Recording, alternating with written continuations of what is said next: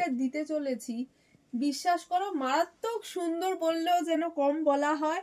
পুরো double line পাড়ের মধ্যে থাকছে, ভেতরটাতে কিন্তু থাকছে দেখো একটা সেলফ বুটি থাকছে, পুরো একটা সেলফ বুটি থাকছে, তার সাথে কিন্তু আবার একটা জরির বুটি থাকছে। আর এই চলে যাচ্ছে কিন্তু ডবল লাইন পাড়টা, দেখতেই পাচ্ছ একদম নতুন কালেকশন, পুরো ডবল লাইন পাড়ের সাথে মাশরু নিয়ে চলে এসেছি।